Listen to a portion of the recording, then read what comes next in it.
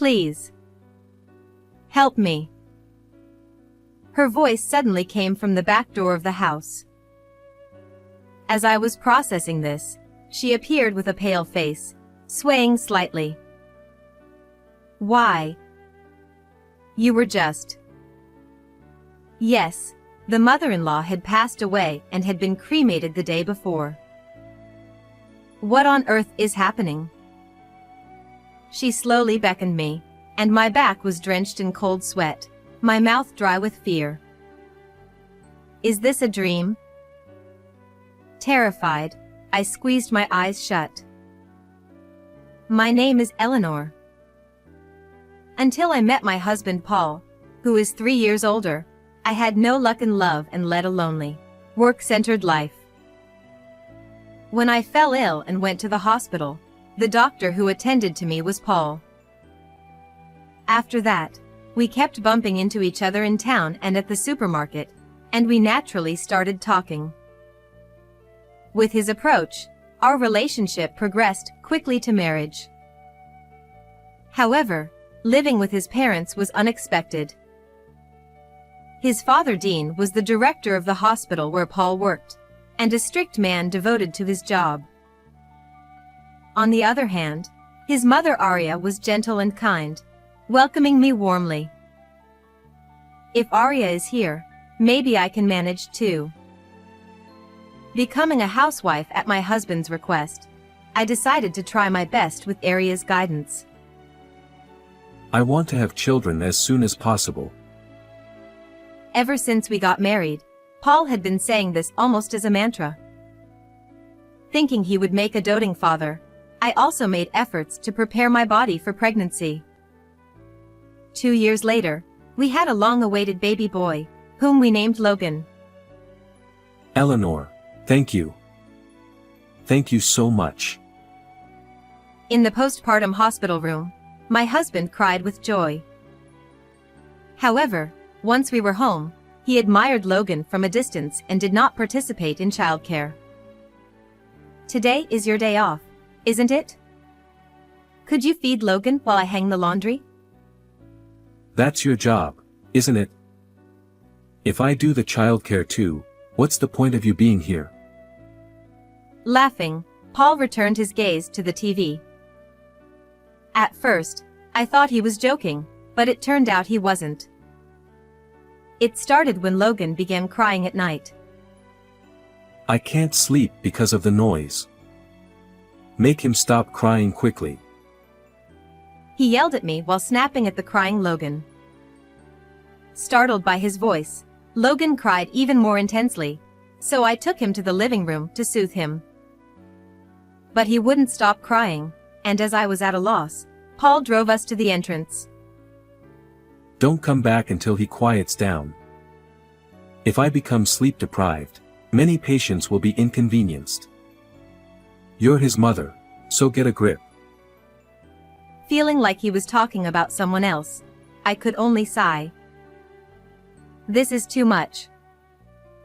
While soothing Logan, I rubbed my sleepy eyes at the nearby park, and Arya came to check on us in her nightgown. Are you okay? I'll take over, so take a little rest. I'm sorry. Thank you. For me, who was rebuffed by Paul, Arya was the only one who understood. Thanks to her help during the tough nights, I managed to get through it. But the difficulties continued. When Logan started eating solid food, Dean began to strictly manage our household finances. You've been spending too much lately. Aren't you living too freely on someone else's money? Indeed, expenses had increased for Logan's clothes, diapers, and food. Plus, since Dean and Paul disliked frugal meals, I had to prepare a variety of dishes, which cost money. But we weren't living extravagantly. Rather, the household was strained by Dean and Paul often drinking out late, claiming it was for work. Still, they refused to change their behavior and started cutting back on the money they gave us. Since you're only doing housework, We don't need to give you extra money. Exactly. Even if your clothes are worn out, you can still wear them. You don't deserve any luxuries like we do. Paul laughed and agreed with his father's harsh words. For them, drinking out was more important than supporting the family. But we're already making do with very little money. If you cut it any more, I'll have to reduce Logan's meals. Then stop eating yourself. Are you prioritizing your own appetite over your child's? I had no words for Dean's cold response. As I was speechless, Arya gently placed her hand on my shoulder and stepped forward. That's too harsh. Eleanor is always working hard for the family. That's natural since she stays at home. Isn't it presumptuous to think she can be equal to us without earning? Dean's words were accompanied by Paul's nod and smirk. The kind, gentle face Paul once had was gone. Proud of being doctors, they looked down on housewives like me. Then I'll work. Eleanor is still busy with childcare, but I can work. Dean looked startled by Arya's sudden declaration. Times have changed. It's time to stop thinking of women as servants. We have value too. You're quite bold. If you're so determined, I'll find you a good job. Dean exchanged a smile with Paul and left the room. After they left, I immediately ran to Arya. I'm sorry. I was too cowardly. It's fine. I've reached my limit too. I don't want to see you and Logan suffer anymore. Arya was truly impressive, and I swore to myself to become as strong as she was. Early the next morning, Paul woke me up and took me to Arya's room. What happened? Something happened to Mom. Arya. Arya won't wake up. Trying to understand the situation, I went to her side, but Paul stopped me forcefully. Dad and I will try to revive her, so don't get in the way. Go take care of Logan. Though his words were harsh, it was best to leave it to the doctors. Worried, I waited outside the room with Logan. After a while, Dean came out and said, we couldn't save her. Arya had passed away. Why did this happen so suddenly? There was a bag of medicine by her bedside that she doesn't usually take. It doesn't mix well with her usual medication. I always told her to be careful. Dean's words left me speechless. From then on, everything happened in a blur. Dean arranged the cremation without a funeral. Even when I protested, Paul intervened to stop me. Stop being selfish. Mom was old. Accidents like this aren't rare. Even so, not properly sending off your own mother. Is that really okay with you? You misunderstand. You're also responsible for what happened to Mom. Shocked by his harsh words, I couldn't believe my ears. Why would you say that? You pushed housework and childcare onto her. That must have added to her stress. I was so shocked by Paul's words that I couldn't do anything. Seeing this, Paul, unusually, took out the trash. While I was in shock, Dean efficiently handled the procedures, and I couldn't properly say goodbye to Arya. I wasn't even allowed to attend the cremation. Dean did it alone. From now on, you'll do all the housework. No more slacking off. Dean's cold words deeply wounded my still grieving heart. The day after the cremation, I was still feeling down, but Paul and Dean cheerfully talked about going to the insurance company. Dad took out life insurance on Mom. We're going to talk about it, So make sure to do the housework properly today. Once we know how much the insurance payout is, let's have a lavish meal tonight. Ignoring their insensitive conversation, I continued with my chores alone. About an hour after they left, I heard a noise from the back door. Please. Help me. Then I heard Aria's voice, even though she was supposed to be dead. Am I hearing things? Thinking that, I went to check and found Aria standing there. What? How? I was so shocked that I couldn't speak. Aria had been cremated the day before. Then, who is this? As I thought about it, chills ran down my spine. Come here. Noticing me, she beckoned me over. My legs trembling, I slowly walked towards her. Aria. When I asked, she confirmed Paul and the others weren't around and nodded firmly. I have to tell you something. Please listen before they notice. The warmth of her hand gripping mine proved she was indeed alive. What she revealed next was an unbelievably horrifying truth. After hearing everything, I felt a deep, unrelenting anger. Don't worry, I'll help too.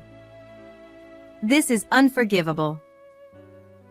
My mother-in-law left to hide again, and as I watched her go, I resolved to take revenge on them.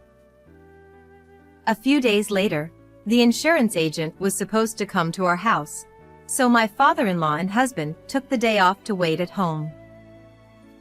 As I grew increasingly annoyed by their giddy behavior, my father-in-law approached me. You're still eating thanks to Aria's insurance money.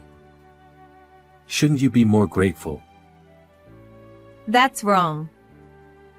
I'm not happy about it at all. Women who can only rely on others are never grateful for money. He laughed derisively and plopped down on the sofa. Next to him, Paul smirked. Then the intercom rang. Oh, they're here.